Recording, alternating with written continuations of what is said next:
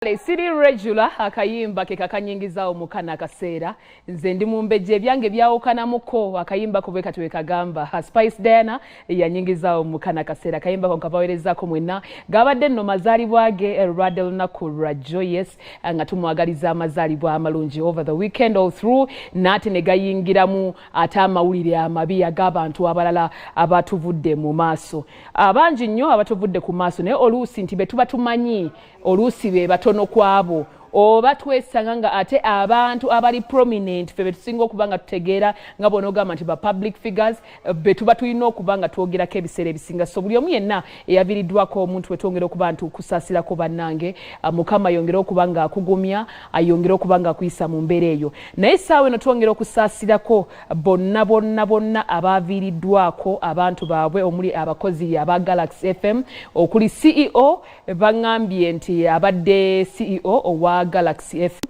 yafudde mu kabenje atwongera okuba nti musaasira kate nga atoyo omukyala bambi mukozi ku CBS FM oyo gwolaba omukyala we kwegamba famire yonna n'abantu adde bamumanyi abantu abasinga bonna twongera okubanga mwena tubasaasirako mukama ayongera okubanga akibayisaamu ayongera okubanga abagumya byonna si byangu wadde n'akatono abasinga badde bamuyita Uncle P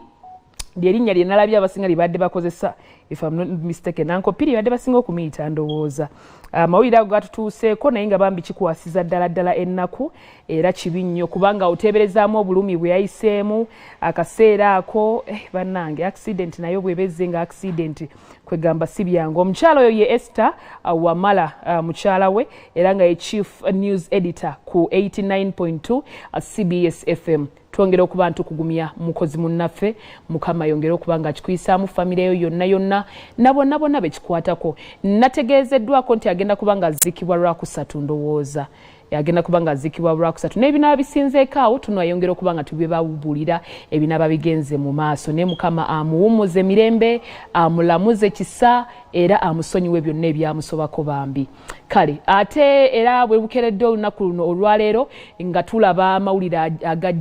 Jakana Nadduli kakati by the way nze kinshookinze kubanga omanyi nga bw'obeerawo engeri gy'atera nnyo okubeera ne bu TikTok obwo obutambula bungi nnyo so leero nga neebuuza ye lwaki atrendinze nnyo naye ngenza okukkakana okutegeera obulungi nga tebambi yakoze eki yafudde kyensuubira nti n'abasinga ku mmwe temunnaba kukikkiriza nti yatuvudde ku maaso omwana mulenzi yooyaawo amujjukire emabegakawo nti yafuna akabenje amala okufuna akabenje ate bw'atyo n'asibwa n'akwatibwa n'asibwa abadde yakava mu kkomera ebbanga si ddene bw'atyo ne batugamba nti ate yafiiridde mu nnyumba ye kiro ssaawa 7 bayogedde ku ssaawa ezo 7 naye byonna mukama era bambi simanyi nakumanya simanyi this is so shocking eri omuntu ng'obadde tomumanyi personally naye ng'ate omulaba naye nga teri kibi kyoyinza kumwagaliza ekyo ng'okivuddeko teri ayinza okay bangi abalwa abayinza okwagaliza bannaabwe okufa ngera we twalabye ka video akamu nalwo ka video ke nalabye ak'omukulu omu bano aba social media yadda mugamba kale singa yafiirayo ne mukomera gye yali singa yafiira mu accident biki kyensubira nti namwe mwakalabyeko naye olunaku olwaleero ye musiraamu nzikiriza nti olunaku olwaleero ateekeddwa okuba nga aziikibwa bwensuubira but badde batuusa ate we bakungubagira oba mu lukuŋŋaana olw'okuwummuza omubiri gwe ne baleeta waliwo RDC avuddeyo yibambi laba omuzadde oviirwako omwana we okitegeera Haji Nadduli laba owulira ennaku ng'omuntu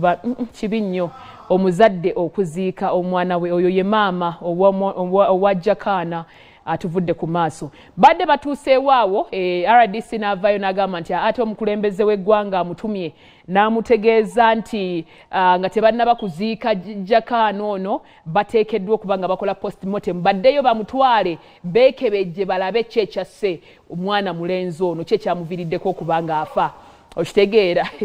kati eby'embi kuvaayo nga bwe twalaba oli ow'ensigo we batugamba nti ye yazaalibwa n'ensigo emu kati eby'embi ono kuvaayo nga batugamba nti ate Ebola yamusse kigenda tukola bubi nnyo kijja tukola bubi nnyo nga postmortem evuddeyo